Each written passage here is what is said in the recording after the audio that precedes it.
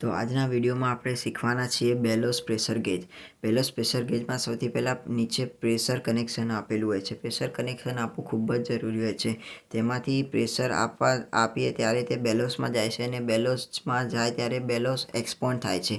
એક્સપોન્ડ થાય ત્યારે તેની અંદર આવેલ સ્પ્રિંગ તે છે દબાય અને દબાય ત્યારે તે તેની મૂળ અવસ્થામાં આવે ત્યારે તે જેની સાથે જોડાયેલી સેક્ટર છે તે સેક્ટર પણ ઉપર નીચે મૂવ થાય છે. હવે જ્યારે બેલોસ અને સેક્ટરને જોડવામાં કનેક્ટિંગ લિંક ખૂબ જ મદદરૂપ હોય છે. હવે સેક્ટરની આગળ જે હેર સ્પ્રિંગ હોય છે તે ત્યારે સેક્ટર ઉપર નીચે મૂવ થાય છે ત્યારે હેર સ્પ્રિંગ પણ ગોળ ફરે છે. હવે સેક્ટરની સાથે પોઇન્ટર પણ જોડાયેલું હોય છે.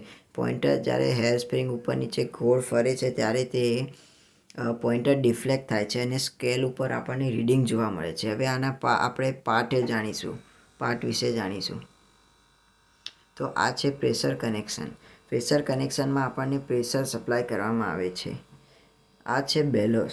બેલોસ આપણને એક ટ્યુબ જેવું જોવા મળે છે જેમાંથી પ્રેશર જાય છે. સ્પ્રિંગ બેલોસની અંદર આવેલી હોય છે. જે સ્પ્રિંગ બેલોસ જ્યારે એક્સપોન્ડ થાય ત્યારે સ્પ્રિંગ પણ દબાય છે. દબાય ત્યારે સેક્ટર ઉપર નીચે થાય છે. આ છે બેલોસ અને સેક્ટરને જોડતી કનેક્ટિંગ લિંક.